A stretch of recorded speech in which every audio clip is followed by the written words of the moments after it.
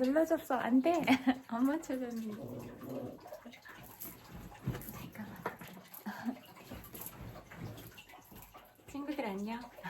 이게 안 맞춰졌는데 눌러져가지고 이 높이 조절을 잘 모르겠어가지고 바닥에 매트 깔았더니 높이 조절하기가 어려워서 깜짝이야. 강아지가 짖고 있어서요. 친구들 잘 지내고 있어요? 잘 지내냐는 이런 인사는 물어보기도 좀 그런 요즘이지만 그래도 또 이렇게 어려운 시기에 또 여러 친구들이 보니까 핫팩도 또 나누고 컵라면이나 뭐 그런 따뜻한 먹거리들 오뎅이나 이런 것도 많이 나누고 그러는 모습들을 봤어요. 그래서 정말 모두 다 그렇게 따뜻한 마음들을 가지셨구나 그런 느낌들이 많이 들었고 또 뭐 그런 뭐 영상이나 사진을 보니까 눈물이 났어요. 진짜 너무 추운데 밖에서 눈 내리는데 그 매트도 없이 그렇게 자고 또 너무 머리 쪽이 너무 추우니까 머리에 이렇게 박스 같은 거 이렇게 뭐라고 해야 돼? 위에 덮어서 이렇게 자고 있고 그런 거 보니까 너무 마음이 아팠어요. 그리고 그 바닥에 습기가 올라오면 안 될 텐데 일반 놀이방에서 하는 매트 같은 거 있잖아요. 그런 거라도 좀 깔아놓으면 습기가 안 올라올 것 같고 그 뭐지? 야외에 가는 돗자리 은박지 같은 거 있잖아요. 그런 것도 습기 차단할 수 있을 것 같아요. 그런 매트 요아방에 있는 매트 깔고 그 위에 은박지 같은 거 그런 거 깔면 좀 더 따뜻하지 않을까 그런 생각도 들었고 침낭 같은 거는 머리까지도 이렇게 할 수 있잖아요. 그러니까 침낭도 준비하셔가지고 침낭도 이용하시고 그렇게 만약에 밖에서 주무셔야 되는 그런 상황들이 있으면 그렇게 하는 게 좋겠다 그런 생각이 많이 들었어요. 그리고 목이랑 잘 보호하면 좋을 것 같아요. 목도리 같은 거 도톰한 걸로 하고 또 양말도 미리 수면 양말 같이 두꺼운 거 준비하셔가지고 그렇게 하면 좋을 것 같아요. 요즘에 좀 저도 하나 구입했는데 진짜 도톰하고 이렇게 긴 거 나오더라고요. 다이소에 가도 있어요. 그러니까 그런 거 꼭 구입해서 이렇게 하고 아니면 이제 또 모자 같은 것도 따뜻한 모자 있잖아요. 그냥 뭐 햇빛 가리개용 말고 진짜 따뜻한 모자, 털모자들 그런 거 쓰시면 좋을 것 같아요. 귀까지 막고 이러면 얼굴 보이면 얼굴도 추울 것 같은데 최대한 그래도 이렇게 많이 감아가지고 이렇게 눈만 내놓고라도 이렇게 많이 감아서 보호했으면 좋겠다 그런 생각이 많이 들었어요. 그리고 여러 기사들을 보고 또 어떤 부분에 있어서 이렇게 의문점이 생기면 그 부분에 대해서 질문을 던지거나 하면 그 부분에 대한 자료들을 또 많이 주시더라고요. 그런데 진짜 여러 가지 문제들이나 비리들이 많이 있다 이런 생각이 많이 들었어요. 그리고 그 제주항공에 대한 비리도 많이 있던데 그 부분도 정확하게 밝혀질 필요가 있다 이런 생각이 들었고 그 전에도 거기에 사시는 분들이 그 비행기가 뜰 때 많이 불안했다라고 말씀들을 하셨는데 그런 부분들이 보이면 미리 그런 항공사 측에나 미리미리 그렇게 항의를 해서 그런 부분들을 잡아가야 그게 인명사고로 연결이 안 되는 것 같아요. 그러니까 조그만 그런 문제점이라고 그냥 그렇게 가볍게 넘기지 마시고 이게 어느 시점에서는 정말 이렇게 인사사고가 났잖아요. 이번에도 진짜 많은 인원들이 죽었잖아요. 그런 인원들이 죽을 수 있는 그런 참사로 연결이 될 수도 있다. 이런 것들을 우리가 꼭 염두에 두시고 그런 부분들은 조금이라도 발견되면 바로바로 그렇게 불편 신고를 할 수 있으면 좋겠다. 이런 생각이 들었고 더 근원적인 부분은 어떤 그런 공항이 만들어지거나 그런 규정들이 안 지켜져서 그런 거라고 생각을 하거든요. 그러니까 그런 규정들을 엄격하게 지킬 것 이게 인사사고가 나지 않는 첫 번째 원칙이다 이렇게 생각이 돼요. 그리고 이런 규정들은 철저하게 지키고 그 건물에 들어가는 뭐 재료들이나 이런 것도 충분하게 써서 부실 공사가 되지 않게 하는 것 이게 가장 중요할 것 같고 이렇게 공사비에 들어가야 되는 돈들이 로비 활동으로 들어가면 그만큼 공사는 부실해질 수 있다 이렇게 생각을 하고 그래서 그 로비 활동을 통해서 그렇게 건물을 짓는 그런 기업인과 정치하시는 분들의 그런 정경유착이 이루어져서 서로 어떤 부분에 있어서 재료로 그 건물을 제대로 지어야 되는 그런 부분들이 로비 활동, 이렇게 정경유착의 자금으로 쓰이는 일들, 이런 일들이 없어야 되겠다 이런 생각이 많이 들었어요. 왜냐면 그게 물론 공무원이니까 그렇게 돈을 주고받고 이런 것도 크게 문제가 되지만, 그보다 더 근원적인 건 그렇게 부실공사로 인해서 국민들이 죽는다, 이런 게 가장 중요한 것 같아요. 그래서 그런 기본 원칙들은 너무나 중요한 부분이다, 이렇게 볼 수가 있을 것 같아요. 다 사고도 일어나 보면 질서를 안 지켰거나 아니면 그런 물건을 적재할 그런 양을 지키지 않았거나 그런 규정들을 다 어겨서 참사가 일어나는 경우가 많았어요.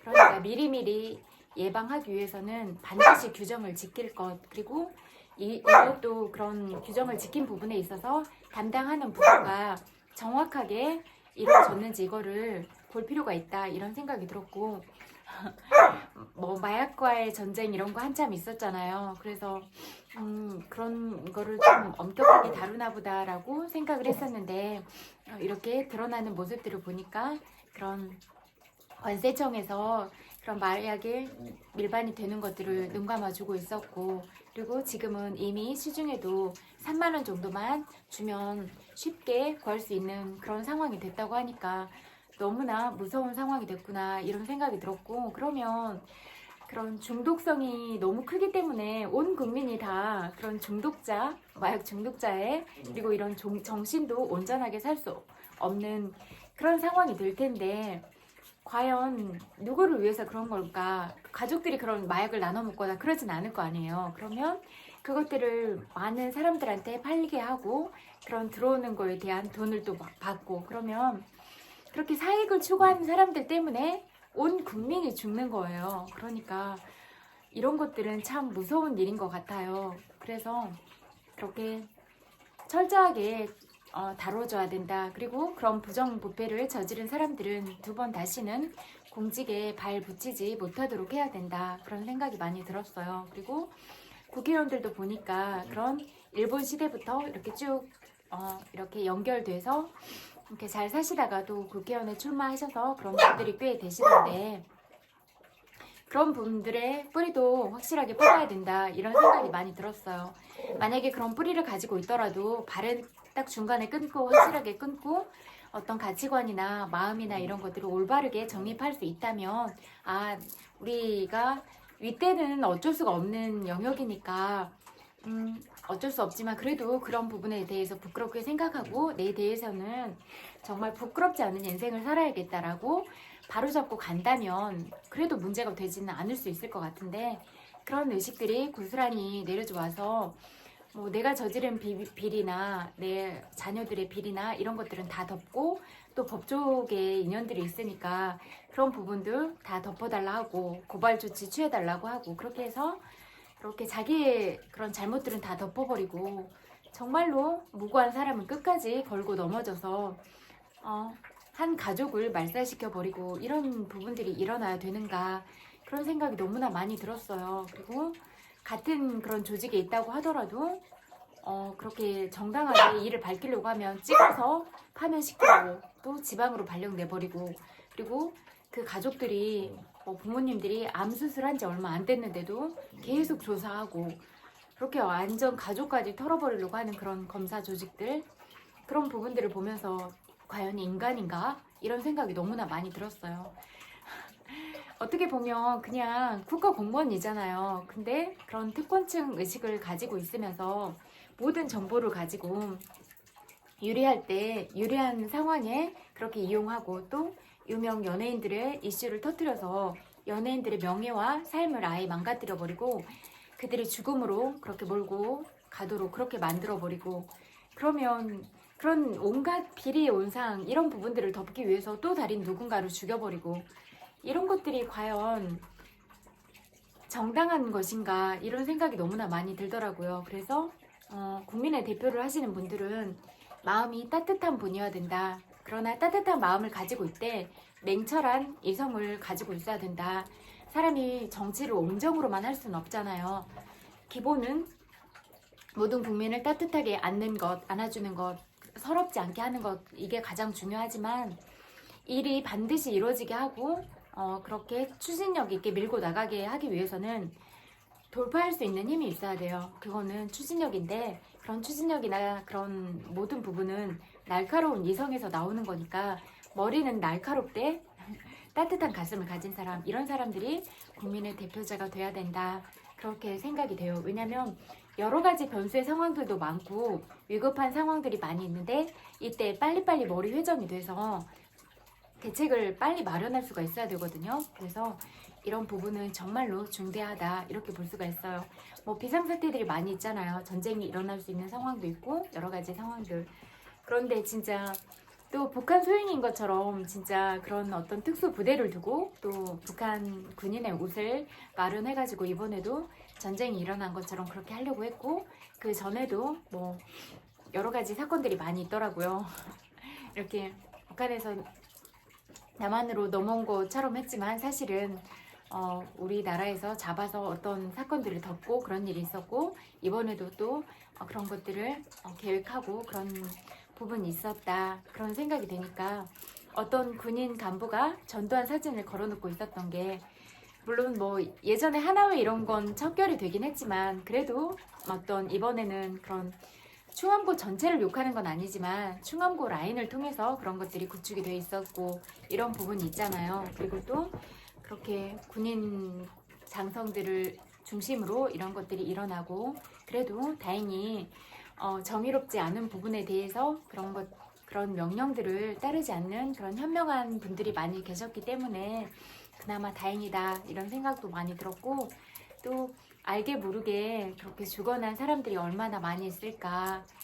정말 아까운 분들 계시잖아요. 노무현 대통령, 노회찬 의원, 그 다음에 박원순 시장 같은 분도 거의 일벌레라서 일만 했다고 들었는데 어떻게 그렇게 잘못 휘말려가지고 그런 부분이 있고, 또 그런 고소했던 그런 여자는 서울시에 그런 뭐 지원을 받아서 미국에서 그렇게 편한 생활을 하고 있다 그런 정보들도 많이 있고 그렇더라고요. 그래서 이런 비리의 끝이 어디까지인가, 이런 생각이 많이 들었고, 일단 그 명태균 황금폰 있잖아요. 그런 내역이 그냥 빨리 국민들한테 공개가 돼야 된다, 그런 생각이 많이 들어요. 그래서 그거를 확보하고 계신 분들은 검찰이나 어디에 있다면 검찰에서도 갖고 있지만 국회에도 제출하는 게 맞다, 이렇게 생각이 돼요. 왜냐하면 검찰은 지금까지 국민들한테 신뢰를 많이 주지 못했고, 그래서 그런 모든 정보들을 검찰만 가지고 있는 건 안 된다. 국회도 그런 정보를 같이 가지고 있어서 함께 풀어나가야 된다. 그리고 국회에서 또 자료를 공개하면 온 국민들이 이렇게 지성과 이런 부분들로 똘똘 뭉쳐가지고 함께 이것들을 파헤쳐 나가고, 다시는 이런 사람들이 국민들 위에 서서 불법적인 행위를 저지르고 국민들을 죽일 수 없게 만들어야 된다, 이런 말씀을 드리고 싶어요. 그리고 개인적으로는 원한이 없지만 정말로 국민의힘 그런 대표 의원들 한 3분 정도 계시는데 그분들은 정치 안 하셨으면 좋겠다, 그런 말씀을 드리고 싶어요. 왜냐하면 정말로 국민을 위하는 마음이 없기 때문에 그래요.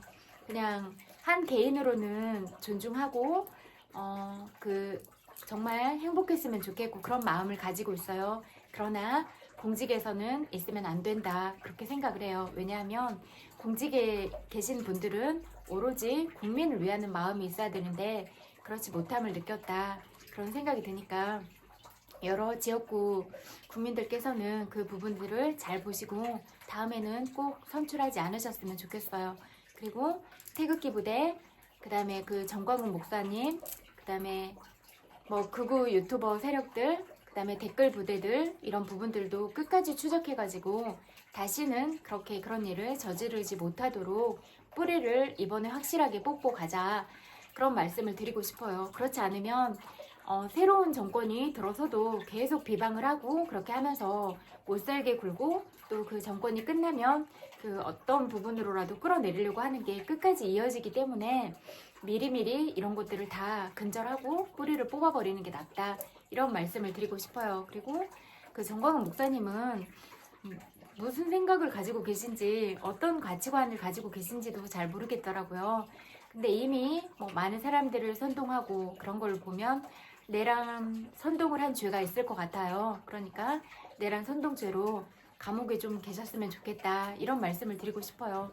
개인적으로는 그렇게 원한은 없지만 너무 많은 사람의 머리와 마음을 망치고 있는 죄, 그리고 엄연한, 이거는 내란죄, 외환죄에 다 해당하는 범죄인데 뭐 북한 운운하면서 그렇게 몰고 뭐 중국 세력으로 몰고 가고 이런 것들이 이해할 수가 없어요. 그거는 그냥 억지로 만든 프레임이고, 우리 국민들이 그냥 정상적인 사고를 하고 정상적인 마음을 가지고 있는데 오히려 없는 북한군을 만들어서 그렇게 공작 활동을 펼치는 사람들은 국힘당이거나 뭐 대통령이거나 그랬었는데 왜 그걸 국민들한테 덮어 씌우는지 거짓말 하시는 거잖아요. 그런 거짓말도 너무나 이해가 안 된다. 진짜 공직자는 청렴하고 정직하고 국민을 위하는 마음이 있고 그런 게 가장 기본 자질이 아닌가. 그리고 말한 바는 반드시 행동으로 옮기고 말과 행동이 일치하는 것, 이런 게 진짜 공직자의 덕목이다, 이렇게 생각이 되거든요. 그러니까 이런 부분들은 진짜 국민들이 우리 국회의원 뽑는 거 인기 투표하는 거 아니니까 그 사람이 어떤 일들을 했나, 어떤 말들을 했나, 이런 부분들을 늘 깊이 있게 바라보시고 그런 부분들을 잘 봐두셨다가 내가 뽑은 한 표가 국민의 생명을 지킨다, 우리의 목숨과 바꿀 수 있는 표다, 그런 생각으로 뽑아야 될 것 같아요. 잘못 뽑으면 그냥 다 뒷돈 챙겨서 그렇게 하려고만 하니까. 그리고 그런 AI 교과서 이런 도입도 정말 문제가 많았잖아요. 선생님들도 반대하고 그렇게 뭐 학부모들도 다 반대하고 그랬는데, 그런 AI 관련된 업체만 도와주는 그런 꼴이었는데 그렇게 하려고 했잖아요. 그러면 정말로 국민들의 교육은 100년을 바라보고 해야 되는데 그런 교육 자체에도 관심이 없다. 그리고 오로지 돈을 위해서만 존재하는 그런 당이었다. 이렇게 보니까 씁쓸하다는 느낌이 많이 들었어요. 그래서 우리가 과연 그렇게 가야 될 것인가. 그리고 우리가 죽으면 돈 10원도 가지고 갈 수가 없는데 도대체 뭘 위해서 그렇게 더 가지려고 발버둥 치면서 그렇게 아둥바둥 하면서 욕심을 부리고 욕심으로 인해서 얼굴도 험악하게 못생겨져 가고 그렇게 하면서 살고 있는가, 이런 부분을 말씀드리고 싶어요. 진짜 뭐 모든 행복은 마음에 있는 거잖아요. 그래서 뭐 돈이라는 수단은 있으면 더 편안하게 살 수 있고 어떤 많은 부분들을 누리고 살 수 있고, 그렇지만 또 어떤 단위 이상으로 넘어가면 그 돈이 있는지 없는지 그런 가치조차도 잘 안 느껴지는 정도도 있을 것 같거든요. 분명히 뭐 필요한 것보다 더 많이 가지고 있어도 그 돈을 다 쓸 수 있는 것도 아니고 다 가지고 죽을 수도 있는 것도 아니고, 그런데 정말로 내가 그동안 많이 누렸다면 내가 어떤 부분은 반드시 사회에 환원도 하면서 내가 받은 사랑들을 어떻게 이 세상에 남겨주고 또 되돌려주고 갈 것인가, 이런 부분들을 늘 고민하고 또 말하지는 못하지만 또 뒤에서 얼마나 많이 슬프고 힘들게 살아가는 사람들이 있는가, 그렇게 눈을 돌려본다면 내가 나눌 수 있는 소중한 부분은 어떤 부분들일지, 나는 그래도 이렇게 행복하게 살고 있으니까 내가 가진 일부를 어려운 사람들과 함께 갈까, 함께 나눌까, 이렇게 마음을 돌려본다면 내가 더 행복해지고 또 나로 인해서 다른 사람도 더불어서 행복해지고 이런 결과들이 생기는 것 아니겠어요?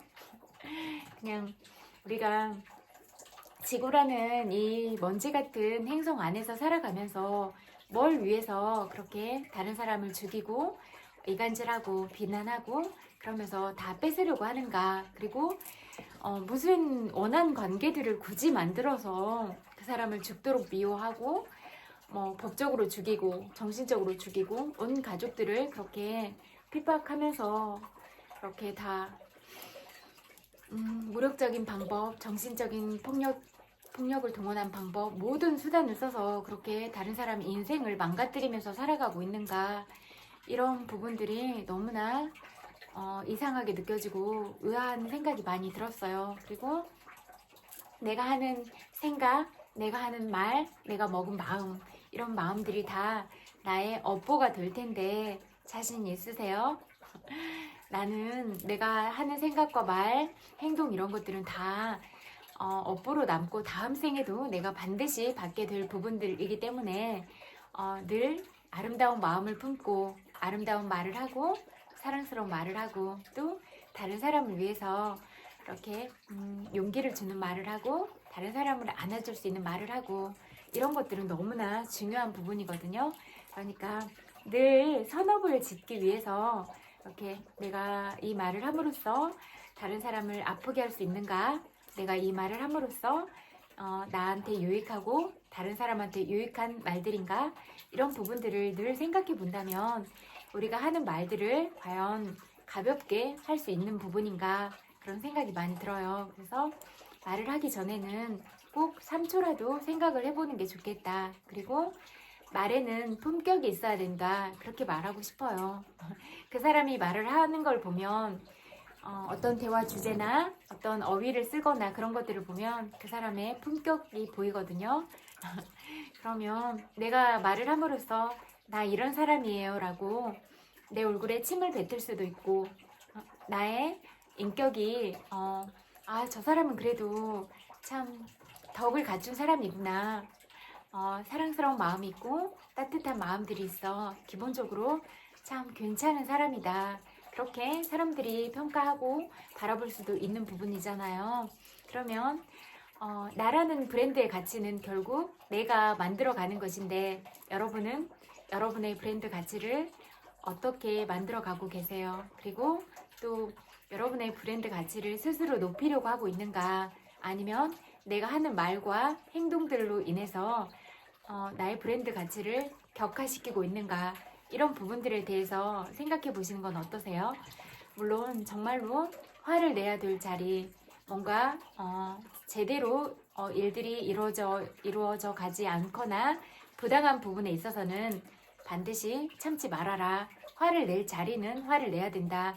이렇게 생각은 하지만 그래도 우리가 가장 기본적인 마음에는 사랑이 있어야 된다. 그렇게 생각을 하거든요. 그래서 저도 제가 많이 부족하고 그렇지만 그래도 제가 아는 부분을 통해서 그래도 저는 저 자신을 속이지는 않아서 부끄럽지는 않은 것 같아요. 그리고 어떤 부분이 있어도 늘 솔직하게 이야기를 하다 보면 막 요즘에 너무 이명규로 많이 하시고 그렇게 돌려가기 스킬 많이 쓰시잖아요. 그런데 저는 그런 부분 좋아하지 않아요. 그래서 그렇게 쓴 적도 없고 그래서 그렇게 하면 오히려 소통할 수 있는 시간이 더 많이 걸리니까 효율성이 없다 이렇게 말씀을 드리고 싶어요. 그래서 그냥 바로 다이렉트로 말하는 거예요. 나는 그 부분이 불편하게 느껴진다. 그렇게 말하지 않았으면 좋겠다 라던가 아니면 내 감정도 그냥 솔직하게 말하는 거예요. 그냥 어떤 우리가 그냥 그런 믿음은 있는 게 좋지 않겠어요? 내가 어떤 말을 해도 들어줄 수 있는 사람이야. 그런 믿음이 있어야 가감없이 말해도 오해하지 않고 이렇게 말하니까 이런 마음이었구나 라고 바로 우리가 느낄 수 있잖아요. 그래서 저는 돌려서 말하지 않았으면 좋겠어요. 화가 나면 화를 내도 좋고 욕을 하고 싶으면 욕을 해도 좋다. 그렇지만 이 과정은 네가 화가 났구나. 네가 욕을 할 만큼 그렇게 기분이 나쁘고 상처를 받았다는 뜻이구나. 그렇게 내면까지 우리가 봐줄 수 있잖아요. 그러면 네가 이 부분은 화가 났지만 나는 그런 생각에서 그런 게 아니고 내 생각은 이러이러하고 나는 이러이러한 관점을 가지고 있어. 그래서 이런 관점을 가지고 있기 때문에 너한테 그런 말을 하고 너한테 그런 행동을 했는데 그 부분에 대해서 너는 화가 났어? 화가 났다면 그 부분은 내가 많이 미안해. 하지만 나는 그런 의도가 아니라 내가 지향하는 점은 이 부분이고 어떤 이유로 그렇게 너한테 말을 한 거야. 이렇게 깔끔하게 가면 되잖아요. 그런데 그 자격지심을 가지고 있거나 그러니까 자꾸 돌려가기 스킬을 쓰는 거예요. 그럴 필요가 하나도 없다고 생각해요. 왜냐하면 우리는 다 능력이나 마음이나 생각 이런 게 다 다른데 그걸 누가 네가 잘났고 내가 잘났고 이렇게 표현할 수가 있는가? 그냥 색깔이 다른 거예요. 빨주노초 파남보. 나는 파란색이야. 넌 노란색이야. 파란색이 나쁜 거 아니고 노란색이 나쁜 거 아니잖아요. 나는 파란색으로서 가치가 있고 소중한 사람이고 또 너는 노란색으로서 가치가 있고 소중하고 너에 맞는 재능이 있어.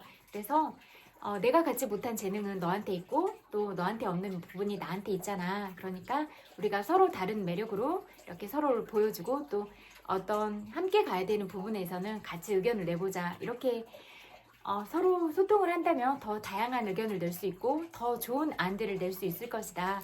이렇게 생각하거든요. 그러니까 정책적인 부분도 그렇고 그 상대편보다 더 좋은 정책을 가지고 정책으로 싸워라. 왜 쓸데없이 이름을 거론하면서 인격적으로 모독하고 그 사람을 끌어내리려고 하느냐.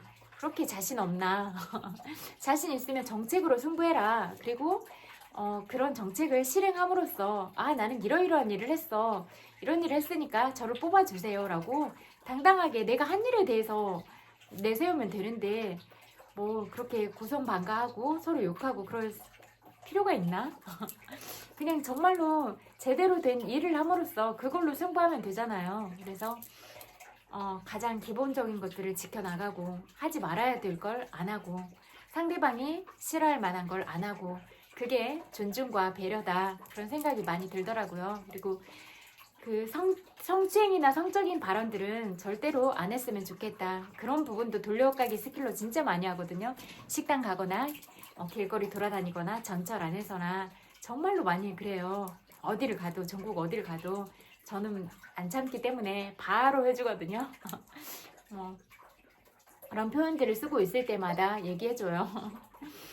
식당에서도 그렇고 어디 가나 그래요. 그래서 그런 공공장소에는 성추행에 관한 그런 문구들이 강력하게 붙어 있었으면 좋겠다. 식당, 아예 규정이 있었으면 좋겠어요.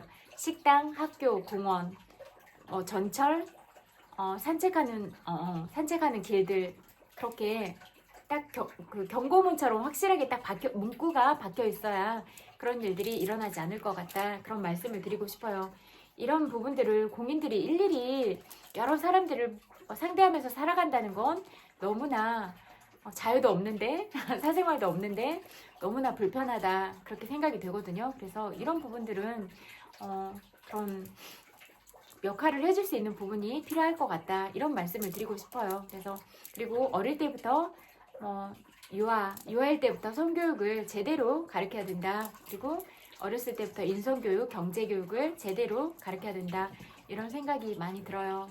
그래서 항상 그래서도 썼는데 그런 본능적인 부분으로만 살아가게 만드는 게 아니라 진짜 창의적인 부분, 잠재적인 부분을 더 많이 활용해서 그런 부분으로 살아갈 수 있도록 만드는 것 이게 교육의 목표인 것 같고 주입식 교육으로 하루 종일 학교에 학원에 잡아놓는 건 그 교실에 들어가 있어라 이렇게 하는 건 아닌 것 같은 생각이 많이 들어요. 그래서 한참 또 뛰어놀고 친구랑 어울리고 그래야 될 나이니까 어떤 부분의 정규 교육 과정은 필요하지만 그 외에는 또 자유롭게 공부를 잘하고 더 하고 싶은 아이는 공부를 하고 다른 부분을 더 잘하는 아이들은 다른 부분을 잘할 수 있도록 요즘에 그런 감정카드도 너무 잘 나와 있고 그러니까 어릴 때부터 감정카드도 공부를 시키고 그 다음에 여러 가지 그런 직업에 대한 직업카드도 나와 있잖아요. 그런 것들도 집에서도 직업카드를 아이들하고 공유하고 학교에서도 직업카드를 곳곳에 비치해 놓고 직업체험관도 미리미리 가보고 그래서 어렸을 때부터 그렇게 꿈을 미리미리 정해서 빨리 선택을 하는 것도 좋겠다 이런 생각이 들었어요. 그래서 결국 가장 궁극적으로 가야 되는 방향은 행복한 아이, 자존감 높은 아이로 키우는 게 중요하지 않을까 이런 생각이 많이 들었어요. 그래서 어떠한 이유에서도 아이들은 반드시 사랑받고 자라야 된다. 그래서 나는 내가 존재 자체로도 너무나 소중하고 사랑받는 사람이야. 이런 느낌들을 느끼면서 살아가고 내가 사랑스러운 만큼 다른 사람을 사랑하도록 그렇게 가르치고 또 내가 가진 특별한 재능들이 꼭 다른 사람을 위해서 쓰여질 수 있도록 그런 부분들을 부모들이 가르쳐야 된다. 그런 생각이 너무나 많이 들었어요. 공부만 한 여러분들이 그렇게 지적인 그런 엘리트 분들이 너무나 잘못된 방향으로 가고 대표직에 앉아 있을 때 많은 국민들이 죽고 정신적으로 죽고 참사를 당해서 죽고 그런 부분들을 보면서 그리고 그런 참사 이후에도 너무나 안일한 태도를 취하고 이런 부분들을 보면서 그런 건 아닌 것 같다는 생각이 많이 들었어요. 그리고 그런 친일파 후손들이 또 남아있으면 그런 역사적인 교과서를 만들거나 그런 부분에도 왜곡시키기 때문에 이거는 너무나 해서는 일어나서는 안 되는 일이잖아요. 그래서 그런 부분에 있어서 친일파 후손들이 그런 직책을 맡고 있거나 중요한 일에 참여하고 있으면 안 된다. 그 말씀을 꼭 드리고 싶어요. 아무리 아프고 쓰라린 역사라고 하더라도 제대로 알고 똑바로 알아야 다음에는 그런 일이 없고 또 아픈 역사를 살아오면서 희생당한 분들이 많이 계시기 때문에 그런 분들의 영혼이나 그런 측면들을 위로하기 위해서라도 우리는 반드시 기억하고 있어야 된다. 그렇게 생각을 하거든요. 그래서 그렇게 해서 이름 없이 잊혀져 가는 거 너무나 슬플 것 같아요. 남아있는 유족들이나 후손들한테도 아픔일 것 같거든요. 그래서 그 누구의 죽음도 될 수 있는 한 이름이 다 기억이 돼야 된다. 그리고 이름을 혹시 모를지라도 그분들을 위해서 우리가 늘 기억하고 같이 아파할 수 있는 그런 마음들을 가지고 살아가야 된다. 이렇게 생각을 하거든요. 그러니까 이런 지금 이런 들었던 모든 마음들은 종합적인 뉴스나 모든 부분들을 보면서 이런 마음들이 들었어요. 그래도 어린 친구들이 많이 잘하고 있고 그래서 참 고맙고 또 안쓰러운 마음도 많이 들고 또 슬퍼서 눈물이 나오기도 하고 그랬어요.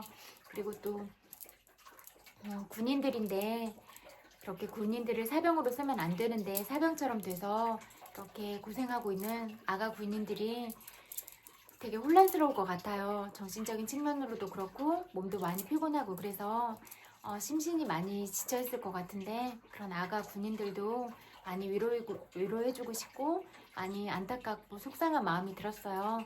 그러니까 그런 군인들 다치지 않았으면 좋겠다.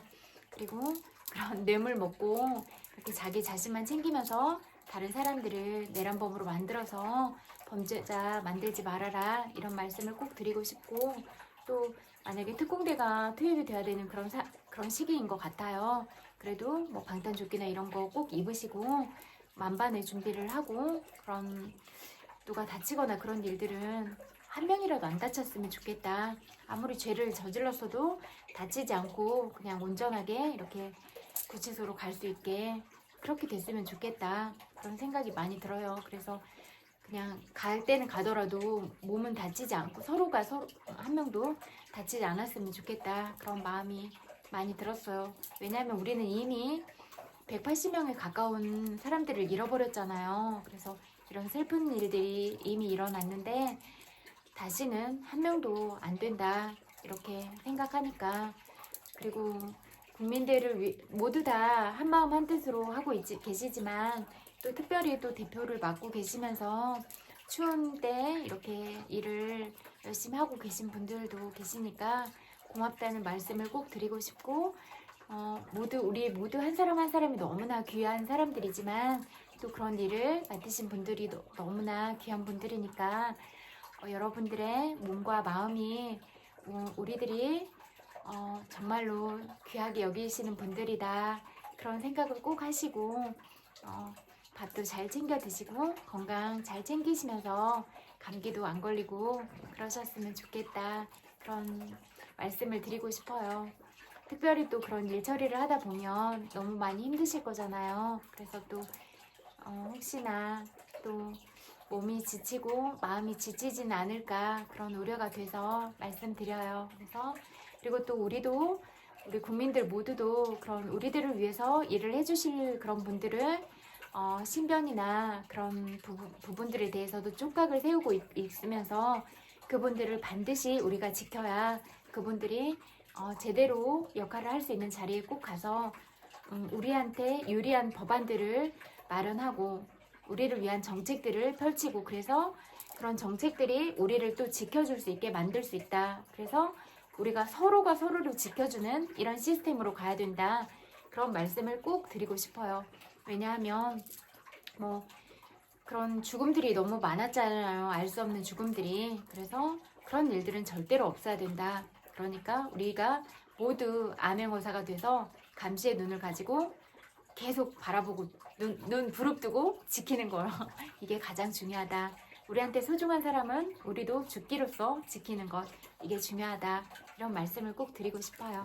또 저는 이제 여기저기 다니다가 좀 피곤하기도 했는데 또 또 밖에서 고생 많이 하고 계시고 그런 분들 보니까 또 마음이 쓰이기도 하고 또 이런저런 소식들 접하니까 제 의견도 좀 나눠보고 싶고 그런 생각이 들었어요. 그래서 너무나 많이 속상하고 너무나 가슴 아픈 생각이 들어요. 그냥 진짜 그 자리에 온전하게 있으면서 딱 역할만 잘 수행하고 그랬다면 충분히 명예롭게 살아갈 수가 있었잖아요.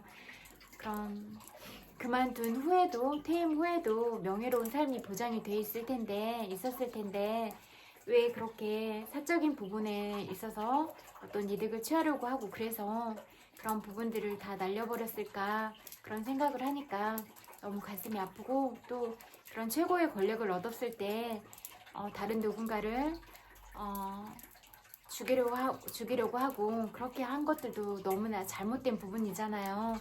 그래서 어떤 권력이 있더라도 누구를 다치게 하거나 그렇게 아프게 하거나 그러진 않았으면 좋겠다.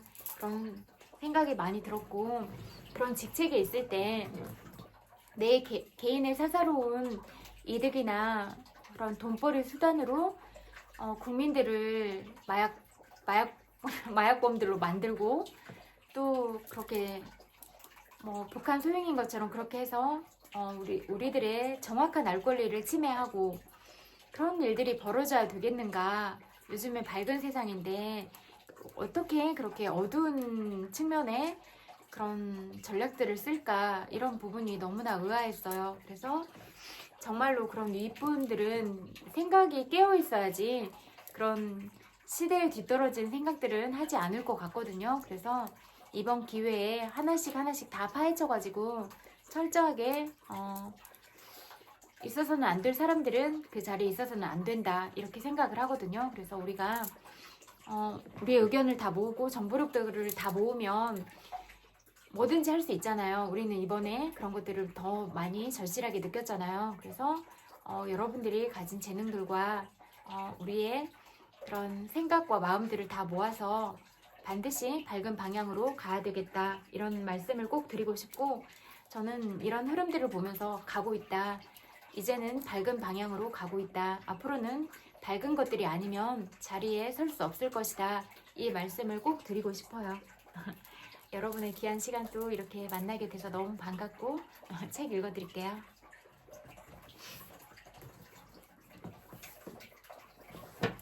인간관계론 읽어드릴게요.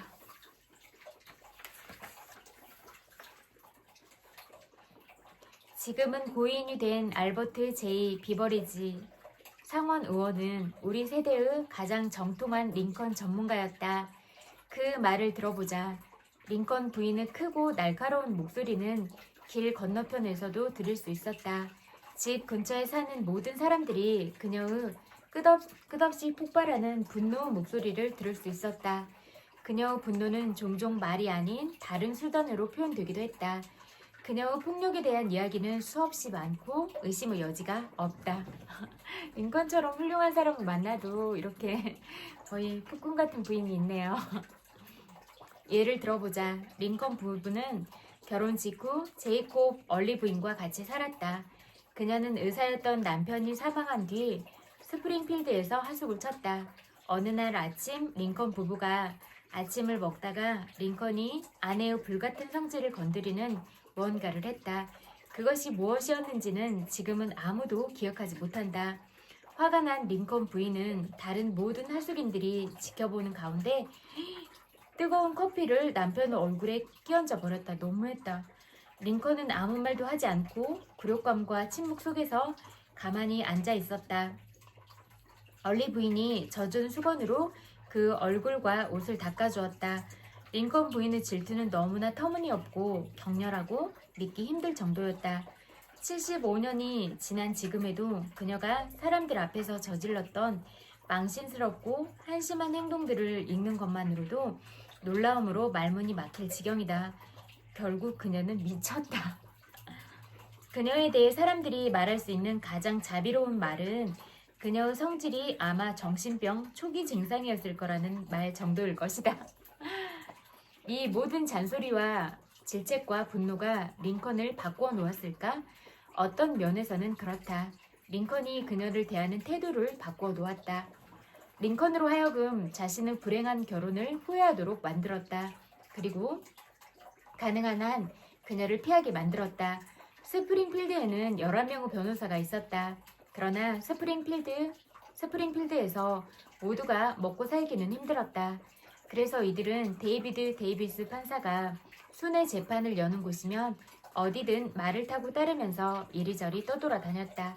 이런 식으로 변호사들은 제8 순회 법정이 열리는 마을에서 일을 얻을 수 있었다. 다른 변호사들은 악착같이 토요일마다 스프링필드로 돌아가 주말을 가족과 함께 보내려 했다. 하지만 링컨은 그러지 않았다. 그는 집에 가는 게 두려웠다. 그래서 봄 3개월 그리고 가을 3개월은 아예 순회 재판에 참여하면서 스프링필드 근처에 가지 않았다.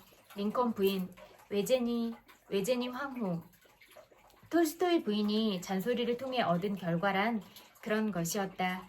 그들은 스스로 삶의 비극을 초래했다. 그리고 자신이 가장 사랑하던 모든 것을 파괴했다. 뉴욕시 가정법원에서 11년을 근무했던 베시 햄버거는 수천 건을 찾아 유기 사건을 검토하고는 남성들이 집을 나가는 가장 중요한 이유 중 하나가 아내의 잔소리라고 말했다. 보스턴 포스트는 이렇게 표현했다. 많은 아내들이 잔소리라는 작은 삽질을 통해 조금씩 자신들의 결혼 생활을 무덤으로 만든다. 따라서 행복한 가정 생활을 유지하고 싶다면 첫 번째 비결은 다음과 같다. 절대로 잔소리하지 마라. 사랑한다면 다른 사람이 사는 방식을 인정하라. 영국의 수상이었던 디즈레일리는 말했다. 나는 인생에서 많은 잘못을 저지르기는 했지만 절대 사랑을 위해 결혼하는 바보짓은 하지 않겠다. 그리고 그는 자신의 말을 지켰다. 디즈레일리는 35세까지 독신을 유지하다가 이미 남편과 사별한 한 부유한 여성에게 청혼했다. 15살 연상이었던 이 여성의 머리카락에는 50번의 겨울이 내려준 서리가 하얗게 내려앉아 있었다. 사랑이라고? 오, 아니다. 그녀 역시 디즈레일리가 자신을 사랑하지 않는다는 것을 알고 있었다. 디즈레일리가 돈 때문에 자신과 결혼하려 한다는 것도 알고 있었다. 그녀는 단 한 가지 부탁을 했다. 1년 동안 디즈레일리가 어떤 사람인지 살펴볼 수 있도록 시간을 달라는 것이었다. 그리고 그 시간이 지나자 둘은 결혼했다. 대단히 지루하게 들릴 수 있다. 상당히 계산적이기도 하고 그렇지 않은가? 하지만 대단히 역설적이게도 디즈레일리의 결혼은 누덕누덕하고 엉망진창인 결혼 역사에서 단연 빛나는 성공한 결혼 중 하나였다. 디즈레일리가 선택한 부유한 여성은 젊지도 아름답지도 똑똑하지도 않았다. 그런 것들과는 거리가 멀었다. 그녀가 하는 말을 듣고 있다 보면 특히 문학과 역사 쪽에서 어처구니 없는 실수들을 저질러 실수가 나올 지경이었다. 예를 들자면 도대체 누가 먼저야? 그리스인들이야? 아니면 로마인들이야? 라는 말을 할 정도였다. 그녀의 옷 취향은 기괴하다고 할 수 있었고 집안을 꾸미는 취향은 기상천외했다. 하지만 그녀는 결혼에서 가장 중요한 일에 있어서는 진정한 천재였다. 그 가장 중요한 일이란 바로 남자를 다루는 기술이다. 그녀는 자신의 지능과 디즈레일리의 지능을 겨루려 들지 않았다. 디즈레일리가 재치 넘치는 공작 부인들과 재담을 마치고 지치고 피곤하여 오후에 집에 들어오면 메리애는 가벼운 수다로 디즈레일리를 쉬게 해주었다. 디즈레일리는 점차 집에 오는 일이 즐거워졌다. 디즈레일리에게 집이란 그 마음이 긴장을 풀고 메리애는 따뜻한 사랑 앞에 여유롭게 누워 쉴 수 있는 곳이었다. 나이 들어가는 아내와 같이 집에서 보내는 시간은 그 삶에서 가장 행복한 시간이었다. 그녀는 디즈레일리의 협력자였고 모든 것을 털어놓을 수 있는 사람이었고 좋은 자였다. 디즈레일리는 매일 밤 하원이 마치자마자 하루 동안 벌어졌던 이야기를 아내에게 들려주려고 서둘러 집으로 갔다. 그리고 이 부분이 중요하다. 그가 어떤 일을 하더라도 메리애는 자신의 남편이 실패하지 않으리라 믿었다. 30년 동안 메리애는 디즈레일리를 위해서만 살았다. 그녀가 자신의 재산을 마음에 들어했던 유일한 이유는 재산으로 인해 디즈레일리가 편하게 살 수 있었기 때문이다. 그에 대한 보상으로 그녀는 디즈레일리의 삶에서 가장 중요한 사람이 되었다. 그녀가 죽은 후 디즈레일리는 백작이 되었다. 하지만 그가 직위를 받기 전부터 디즈레일리는 빅토리아 여왕에게 간청하여 그녀를 귀족으로 만들고자 했다. 1868년 메리애는 디즈레일리보다 앞서 지위를 받고 비콘스필드 자작 부인이 되었다. 그녀가 아무리 사람들 앞에서 모자라고 산만하게 굴더라도 디즈레일리는 한 번도 그녀를 나무라지 않았다. 한 번도 비난의 말을 꺼내지 않았다. 혹 누구라도 그녀를 비웃으려 하면 디즈레일리는 그 자리를 참지 않고 그녀를 격렬하게 옹호했다. 메리애는 완벽한 사람은 아니었다. 하지만 30년 내내 자신의 남편에 대해 이야기하고 찬사를 보내고 존경을 표하면서 전혀 지체하지 않았다. 결과는 어땠을까? 디즈레일리는 말했다. 우리는 결혼한 지 30년이 되었지만 한 번도 그녀가 실증난 적은 없었습니다. 그런데도 몇몇 사람들은 메리앤이 역사를 몰랐다고 멍청한 여성이었다고 한다. 디즈레일리는 메리앤이 자신의 삶에서 가장 중요한 존재라는 것을 감추지 않았다. 결과는 어땠을까? 메리앤은 친구들에게 말하곤 했다곤 한다. 그 친절함 덕분에 나의 생애 전체가 행복으로 가득 차 있어. 둘 사이에 흔히 하는 농담이 있었다. 디즈레일리가 당신도 알겠지만 난 돈 때문에 당신과 결혼한 거예요 라고 하면 메리앤은 웃으며 그렇죠. 하지만 다시 한번 결혼해야 한다면 사랑해서 결혼하게 될 거예요. 그렇지 않은가요? 라고 응수했다고 한다. 그러면 디즈레일리는 사실이라고 말했다. 그러나 메리앤은 완벽하지 않았다. 하지만 디즈레일리는 그녀가 자신의 방식대로 삶을 살아갈 수 있게 놓아두는 현명한 사람이었다. 헨리 제임스는 말했다. 다른 사람과의 교제에서 알아야 할 가장 중요한 것은 다른 사람들이 행복해하는 나름대로 방식에 간섭하지 않아야 한다는 점입니다. 물론 다른 사람의 방식이 폭력적으로 우리 방식에 개입하지 않는 한 말입니다. 중요한 말이니 반복해보겠다. 다른 사람과의 교제에서 알아야 할 가장 중요한 것은 다른 사람들이 행복해하는 나름대로 방식에 간섭하지 않아야 한다는 점입니다. 우리는 근데 상대방이 뭘 잘하고 있는데도 이건 해라 하지 말아라 너무 훈수를 많이 두는 것 같아요. 각자 인생 아닌가요? 리랜드 포스터 우드도 가족 안에서 같이 성장하기 위해서 이렇게 말한 적이 있다. 결혼이 성공하기 위해서는 올바른 사람을 찾는 데서 그치면 안 됩니다. 당신이 올바른 사람이 되어야만 합니다. 따라서 행복한 가정생활을 원한다면 두 번째 비결은 다음과 같다. 배우자를 바꾸려 들지 마라. 이거 어렵긴 어려운 것 같다. 이혼하고 싶다면 이렇게 하라. 공직 생활 중 디즈레일리의 숙적은 윌리엄 글래드스톤이었다. 이 두 사람은 모든 문제에서 부딪혔지만 한 가지 공통점이 있었다. 둘 다 사적으로는 가장 행복한 사람들이었다는 점이다. 윌리엄 글래드스톤과 캐서린 글래드스톤은 59년을 같이 살았다. 지속적인 헌신으로 빛나는 세월이었다. 글래드스톤 하면 떠오르는 장면이 있다. 영국 수상 중에서도 가장 위험 있던 이 사람이 아내의 손을 잡고 난로 앞 깔개 위에서 춤을 추면서 다음과 같은 노래를 부르는 것이다. 지저분한 남편과 말괄량이 아내, 우리는 인생의 고락을 함께 노래하며 이겨낼 거라네. 글래드스턴은 공격적으로는 무시무시한 사람이었지만 집에서는 비난이라고는 단 한마디도 하지 않았다. 아침에 일어나 식탁에 앉았는데 가족 모두가 여전히 잠에서 깨어나지 않았다는 사실을 깨달으면 글래드스타는 자신만의 방법으로 가족들을 부드럽게 나무랐다. 그는 커다란 목소리로 알 수 없는 노래를 부르곤 했다. 가족들은 영국에서 가장 바쁜 사람이 아래층에 혼자서 가족들이 내려와 같이 아침을 먹어주길 기다리고 있다는 사실을 깨달을 수밖에 없었다. 인간관계에 능하고 다른 사람을 배려할 줄 알았던 글래드스터는 집 안에서 절대 다른 사람을 비난하지 않으려 했다. 에카테리나 2세도 마찬가지였다. 에카테리나 2세는 세계에서 가장 커다란 제국을 통치했다. 100만 명도 넘는 사람들을 죽일 수도 살릴 수도 있는 권한이 그녀에게 있었다. 정치적으로 그녀는 잔인한 독재자여서 무의미한 전쟁도 여러 번 일으켰고 수없이 많은 적들을 총살하기도 했다. 하지만 요리사가 고기를 태웠을 때 그녀는 한마디도 하지 않았다. 그저 미소를 지으며 고기를 먹었다. 미국의 남편들이 배워야 할 관용의 정신이다. 도로시 딕스는 불행한 결혼 생활의 원인에 대해 미국에서 가장 많이 알고 있는 권위자이다. 그녀에 따르면 50% 이상의 결혼이 실패한다고 한다.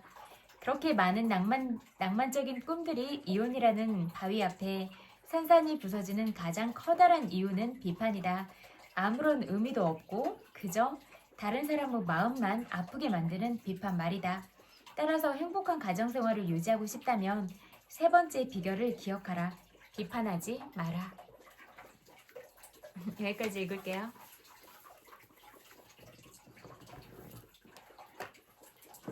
소년이 온다 읽어드릴게요.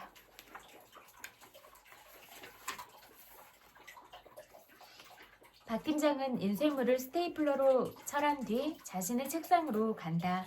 선체로 마우스를 움직여 다른 문서를 출력시키고는 프린터 앞으로 돌아온다. 노동운동 하시는 김성희 선생하고 친하시다고 들었는데요.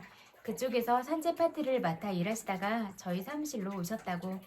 친하다기보다는 당신은 신중하게 대답한다. 오랫동안 도와주셨지요. 저야 세대가 다르니까 김성희 선생에 대해서는 전설 같은 얘기만 들었어요. 긴급조치가 18원 유신 말기에 여의도 부활절 미사에 신자 수십만 명이 모였을 때 단상에 뛰어 올라갔다면서요. 21살 먹은 여공들 몇이 생중계되는 CBS 마이크를 뺏어 들고 우리는 인간이다, 노동 3권 보장하라 몇 번 외치고서 끌려 내려갔다고. 그는 진지하게 묻는다. 임 선생님도 그 일에 관계되셨던 거지요? 당신은 고개를 젓는다. 그때 저는 서울에 없었어요. 아, 사람들 말로는 감옥에도 다녀오셨다고. 저는 그 일 때문이었는 줄 알았는데요. 동료들도 다 그런 줄 알고 있는데 어두운 창문으로 축축한 바람이 불어들어오고 있다. 무엇인가가 길게 내쉬는 숨 같다고 문득 당신은 생각한다. 거대한 생물 같은 밤이 입을 열고 습기찬 날숨을 뱉어낸다. 사무실 가득 밀폐돼 있던 뜨거운 공기를 캄캄한 허파 속으로 빨아들인다. 갑작스러운 피로를 느끼며 당신은 고개를 숙인다. 커피잔 바닥에 가라앉은 젓갈색 앙금을 잠시 들여다본다. 대답할 말이 마땅치 않을 때 늘 그렇게 하듯 고개를 들고 미소를 짓는다. 여러 줄의 가느다란 주름이 당신의 입가에 그어진다. 성희 언니는 나와 달라. 언니는 신도 믿고 인간도 믿으니까 난 한 번도 언니에게 설득되지 않았어. 오직 사랑으로 우릴 지켜본다는 존재를 믿을 수 없었어. 주기도문조차 끝까지 소리내 읽을 수 없었어. 내가 그들의 죄를 사한 것 같이 아버지가 내 죄를 사할 거라니. 난 아무것도 사하지 않고 사함받지 않아. 당신은 불빛이 침침한 버스 정류장의 표지판 앞에 서 있다. 수첩과 책과 필기 도구, 세면용품, 250ml 생수병, 휴대용 녹음기와 테이프가 담긴 묵직한 배낭을 두 어깨에 짊어지고 있다. 모두 새 노선의 버스가 운행되는 한적한 정류장이다. 그 버스들이 연달아 도착해 승객들을 싣고 간 뒤 당신은 혼자 남았다. 가로등의 불빛이 닿지 않는 캄캄한 보도 블록들을 당신은 묵묵히 쏘아본다. 당신은 표지판을 등지고 앞으로 걸어 나간다.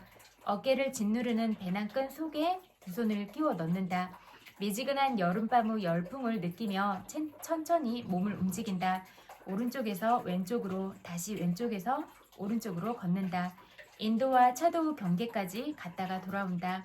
박 팀장이 자료를 챙겨 사무실을 나설 때 당신도 배낭을 메고 나왔다. 끊길 듯 끊기지 않는 대화를 이어가며 이곳까지 걸어와 그가 버스에 오르는 것을 지켜보았다. 차창 안에서 멋쩍은 얼굴로 목례하는 그에게 함께 목례했다. 그가 나타나지 않았다면 할 수 있었을까? 당신은 생각한다. 용기를 내 녹음 버튼을 누를 수 있었을까? 침묵과 헛기침과 망설임, 헐겁거나 뻑뻑한 단어들을 덧붙이고 꿰매 어떤 내용을 완성할 수 있었을까? 그럴 수 있을 거라고 믿었으므로 당신은 광복절 연휴인 오늘 사무실에 나왔다. 시간이 지체될 경우 밤샘을 할 생각으로 세면 도구까지 챙겨왔다. 하지만 정말 그게 가능했을까? 비좁아서 더욱 무더운 당신의 방으로 이제 돌아가면 녹음기와 테이프를 식탁에 꺼내놓고 처음부터 다시 시작할 수 있을까? 지난 월요일 뒤늦게 성희 언니 소식을 전해 들은 직후 당신은 그녀에게 전화를 걸었다. 1시간씩 간격을 두고 4번째 걸었을 때 통화가 됐다. 10년 만의 대화는 짧고 무덤덤했다. 방사선 치료 때문에 칼칼하게 변형된 그녀의 목소리에 당신은 숨죽여 귀 기울였다. 오랜만이야. 성희 언니는 낮고 쉰 목소리로 말했다. 잘 지내는지 궁금했어. 병원에 찾아가겠다는 말을 당신이 하지 않았으므로 그녀 역시 오지 않아도 된다는 말을 하지 않았다. 다음날 윤우 소포가 당신의 사무실에 배달된 것은 단지 우연이었는데 견디기 어려운 2가지 일이 철사 매듭처럼 얽혀버린 이유에 대해 지금 당신은 생각하고 있다. 여기까지 읽을게요.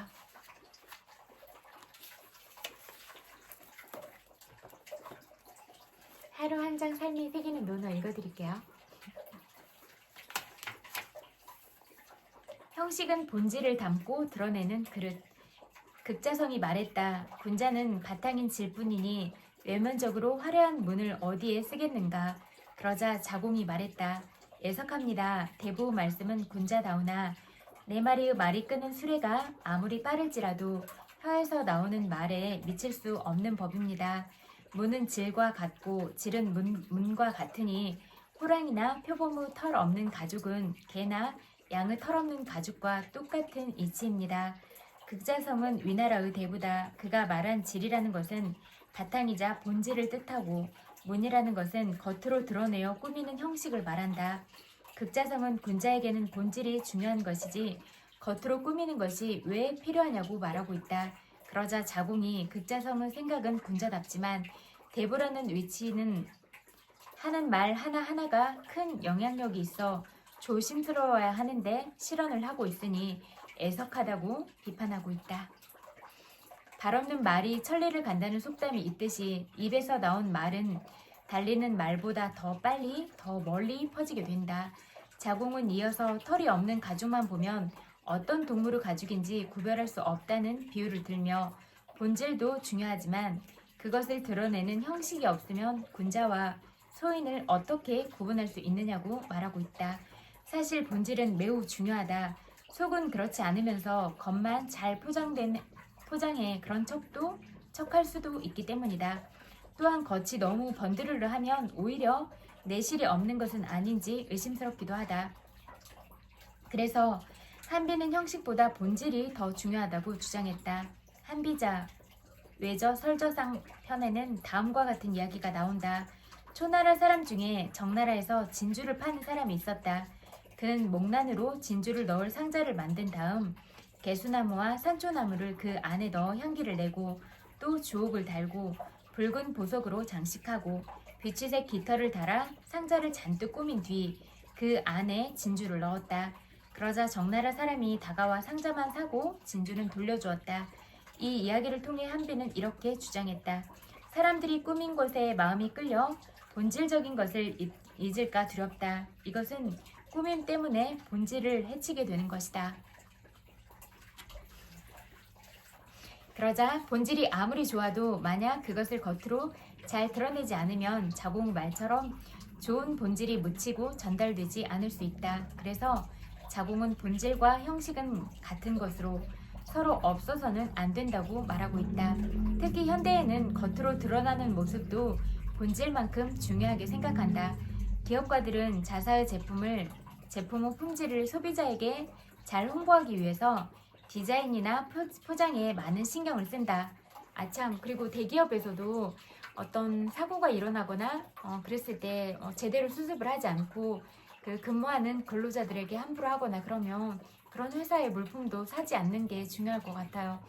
왜냐하면 이미 그 대기업 안에는 수많은 사람들이 일하고 있고 그런 수많은 사람들의 인생이라는 그런 담보를 희생으로 삼아서 돈을 벌고 있는데 그런 모든 사람들에 대해서 소중하게 여기지 않는다. 이거는 있을 수 없는 일이라고 생각하거든요. 그래서 그런 부분도 우리가 좀 냉철하게 바라보고 그렇게 우리 삶에 있어서 그런 일들이 일어났을 때도 제대로 생각하고 제대로 행동을 하는 게 너무나 중요하겠다. 이런 생각도 했었거든요. 기업 이야기 나와서 얘기해요. 또한 사람을 많이 상대하는 직업의 경우 겉으로 드러나는 복장이나 외모가 그 사람의 실적에 큰 영향을 미친다. 심리학 연구에 따르면 상대에 대한 호감도를 0.13초 만에 판단할 수 있다고 한다. 또 기업의 CEO나 인사 담당자들을 대상으로 조사한 결과 첫인상으로 합격 여부를 결정하는 비율이 70%를 넘었다. 이는 인간의 본능으로 사람들은 보기 좋은 것에 끌리게 마련이다. 그래서 본질과 내면도 중요하지만 겉으로 드러나는 형식과 꾸밈도 못지않게 중요하다. 본질과 내면이 좋고 뛰어나도 제대로 보여주지 못하면 사람들이 그것을 알아볼 수 없기 때문이다. 품격은 그 사람의 향기다. 자아가 물었다. 예쁜 웃음에 예쁜 보조개여. 아름다운 눈에 선명한 눈동자여. 흰 바탕에 채색을 하였구나 라고 한 것은 무엇을 말한 것입니까? 그러자 공자가 말했다. 그림을 그리는 것은 먼저 밑바탕을 그린 뒤에 모양을 그리는 것이다. 자아가 말했다. 얘가 나중이라는 것이군요. 공자가 말했다. 나를 일깨워주는 사람은 자아로구나. 비로소 함께 시를 논할 만하다. 자아가 인용한 예쁜 웃음에 예쁜 보조개여. 아름다운 눈에 선명한 눈동자여. 흰 바탕에 채색을 하였구나 중에 앞 두 구절은 시경 위풍편에 나오는 문구다. 자아가 예쁜 입과 아름다운 눈의 좋은 바탕에 채색을 한다는 본래의 의미가 무엇인지를 공자에게 물었다. 그러자 공자는 그림을 그릴 때 먼저 흰색으로 바탕을 그린 다음에 모양을 그리게 되므로 바탕을 잘 그려야 좋은 그림을 그릴 수 있다고 말했다. 자아는 공자의 말을 유추해 그림을 그릴 때 밑그림 위에 문양을 그리듯 얘는 인이라는 바탕을 마련한 다음에 한다는 의미로 이해하고 확인을 위해 얘가 나중이라는 것이군요 라고 묻는다. 공자는 의미를 꿰뚫어 이해하는 자아를 비로소 함께 시를 논할 만하다고 크게 칭찬하고 있다. 시라는 것은 상상력과 통찰력이 필요한 분야이고 자아의 유추 능력을 통해 미뤄보면 자아는 그러한 능력을 갖고 있다고 판단되기 때문이다. 위의 대화에서 공자가 말하는 핵심 의미는 근본인 인과 덕을 갖춘 후에 그것을 드러내는 형식인 예를 갖추어야 한다는 의미다. 즉 좋은 품성을 먼저 갖추고 예절을 행하라는 것이다. 밑바탕이 좋아야 형식과 표현도 더욱 빛이 날 수 있기 때문이다. 만약 외모가 보기 좋고 능력도 있는데 인간성도 좋고 행실도 바른 사람이라면 그 사람의 매력은 더욱 빛이 나 많은 사람에게 사랑을 받게 된다. 그러나 실력과 능력은 뛰어난데 교만하고 이기적이거나 외모가 아름답고 말솜씨는 뛰어난데 인성이 바닥이라면 사람들에게 환영받지 못한다. 또한 겉으로만 포장된 이미지는 한순간에 추락하기 쉽다. 연예인이나 유명인들이 유명해진 뒤에 예전 학창시절의 학교폭력 사실이나 범죄 행위가 드러나 잘 다져놓은 이미지가 한순간에 추락하는 모습을 흔히 보게 된다. 그래서 이미지 메이킹에서도 가장 먼저 해야 할 일은 좋은 품성과 품격을 갖추기 위해 노력하는 것이다. 셰익스피어는 품격에 대해 이렇게 말했다. 꽃에 향기가 있듯이 사람에겐 품격이 있다. 그런데 꽃이 싱싱할 때 향기가 신선하듯이 사람도 마음이 맑을 때 품격이 고상하다. 썩은 백합은 잡초보다 오히려 냄새가 고약하다. 사람은 좋은 품격을 갖추고 인격의 향기를 널리 피울 때 갖고 있는 좋은 조건도 더 빛나 보이는 법이다. 아름답고 소중한 친구들이 품격 있는 하루하루를 살아가셨으면 좋겠어요.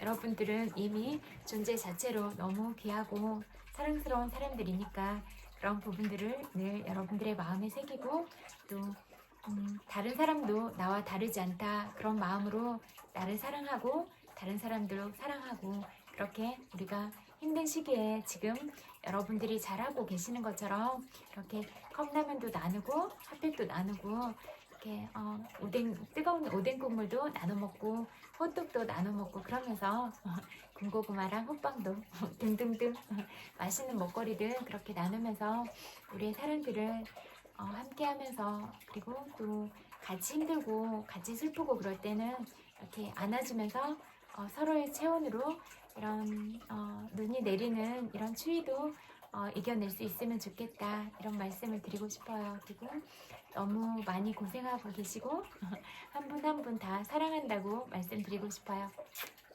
100만 번 볼보고 보내드릴게요. 엄청 많이 사랑해요. 또 여러분들이 또 어떤 하루를 보내셨을지라도 오늘 하루 고생 너무 많으셨다 그 말씀 꼭 드리고 싶어요. 또 전 여러분들 너무나 보고 싶어서 왔고 여러분의 그런 소중한 시간을 저와 함께 해주셔서 마음 깊이 감사드려요. 또, 주무실 때 따뜻하게 그렇게 주무세요. 손발 차갑지 않게 목도 보호하시고 따뜻한 차도 한 잔 드시고 이렇게 좀 몸을 녹일 수 있으면 좋겠다 그런 말씀을 드리고 싶어요. 잘 때 편안하게 잘 주무세요. 그리고 주무시기 전에 힘들거나 그런 일은 많이 있지만 그래도 긍정적인 생각과 좋은 감정을 유지하고 주무시는 것 그리고 여러분들의 소망들이 다 이루어졌으면 좋겠어요. 안녕. 이거 끌 때 잘 안 된다.